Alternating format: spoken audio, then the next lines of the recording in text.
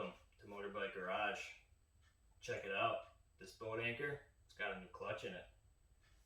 I got the back half of this motor all buttoned up. New clutches in there, the new stators in there. We got the cover back on, new gaskets all around. So we're looking pretty good on the back side. Still got to work on the front end here. Got to get the new water pump in it, and I got to get new timing belts on it. But we're making progress on this old engine. So stick around and I'll show you how we got it done.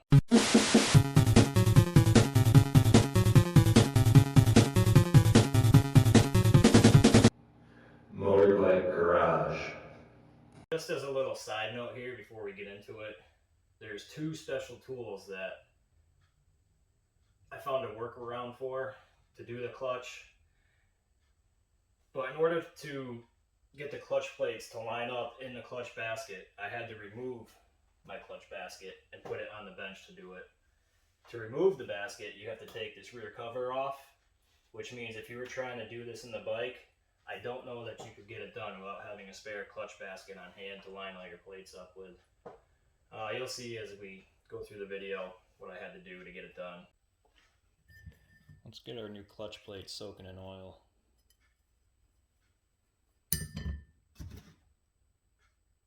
Using Yama lube in a Honda, it'll be fine.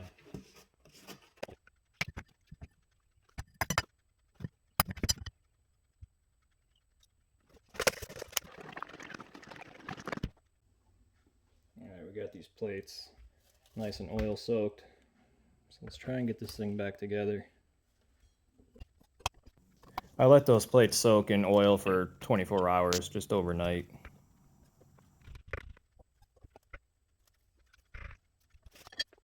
So, clutch basket's off. Just had to take the bolt out of the oil pump drive sprocket. Take that circlip out of there. It sat in here. But it's, I would say, impossible to get that clutch back together without having the basket on the bench. Because you got to line each plate up to fit in there. And it's just a total pain. So we're going to try it this way now and see if things go better. I messed around with that for, I don't know, 45 minutes before I finally submitted and just took this off. I had to do a little file work on the basket just at the very end. It was kind of a rough surface there, so I just smoothed it out a little bit with a file, and they were kind of a pain to get them in there just at that very end, but once they were past that part, they felt good.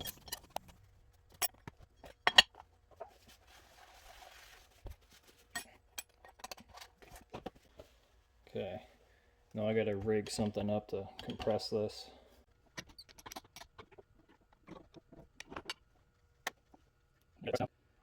Now I gotta stick my fingers in the danger zone.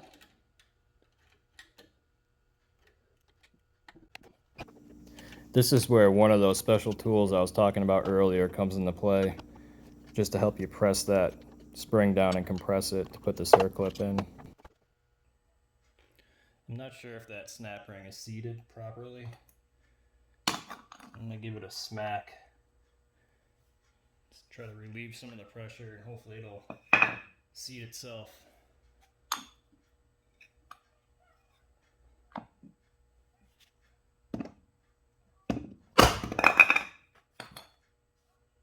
That looks better.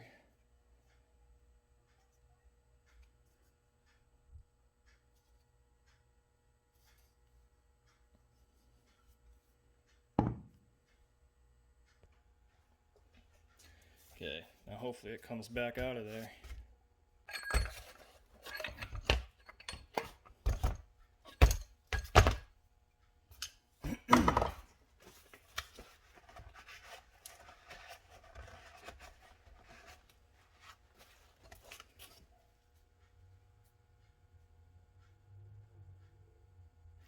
Okay, and it still looks straight.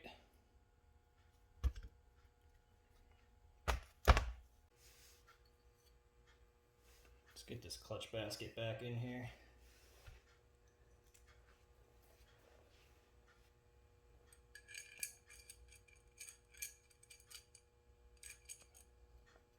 Get the oil pump chain on there.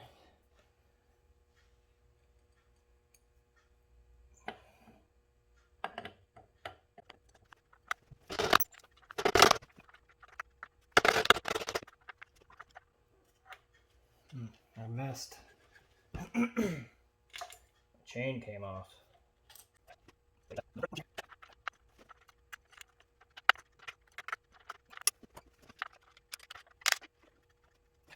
I just want to get a mirror, make sure my chain is still on my sprockets back there.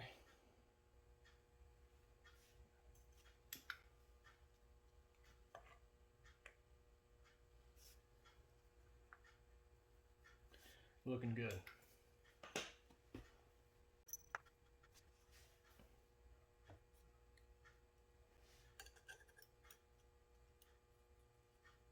Get my snap ring back on.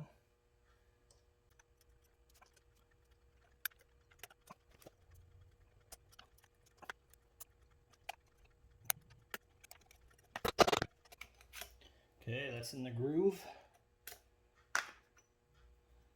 We got a splined washer here.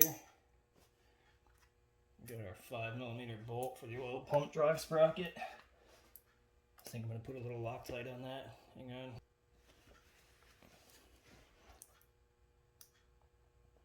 Just a little dab will do ya. In fact, that was probably too much.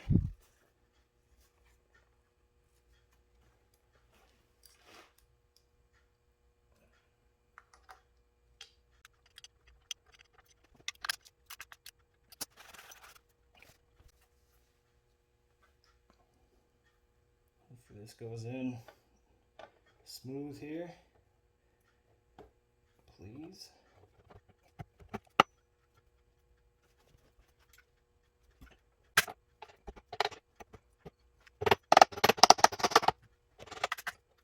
Okay.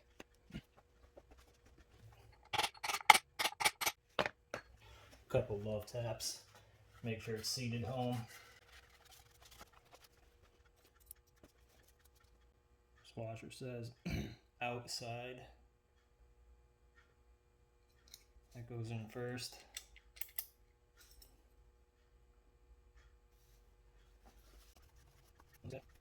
This lines up with the tab. And then our nut. The chamfered side of the nut faces in.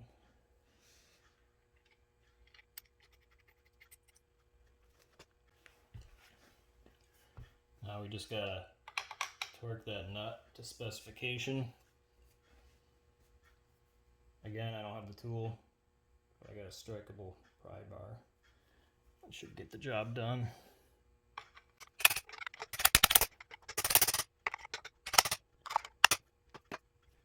And then you just bend this little tab. It's kind of the safety so it can't back off.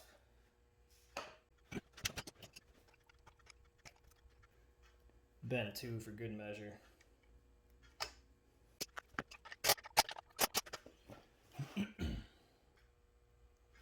The torque on this nut is 43 foot-pounds, in case you were wondering.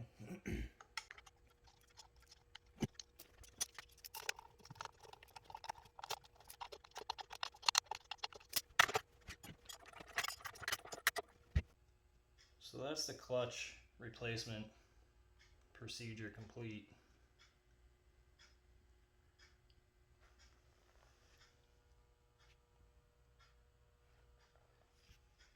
Let's now that the clutch is back in it, turn this thing over. I just got my battery cables hooked up to the starter, got it grounded. Let's see if it does anything.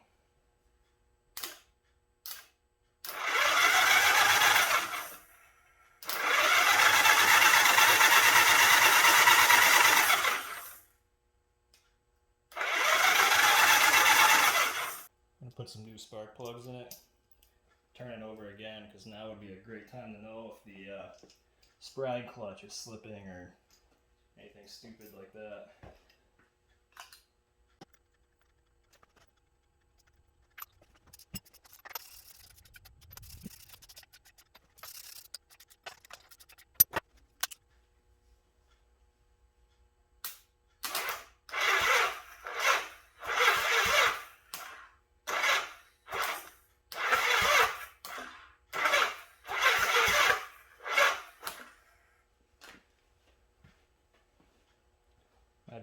pretty dead, but it was turning over, so I think we're good.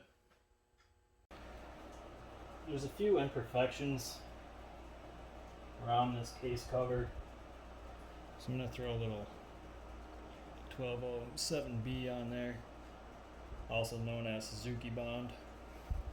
Should fill any void, try to prevent any oil leaking.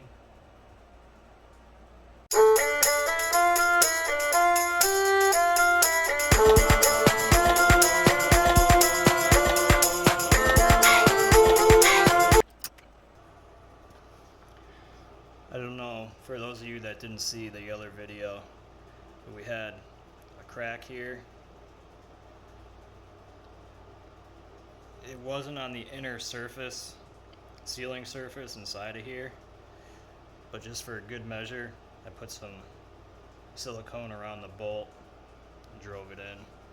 So I think it should be okay.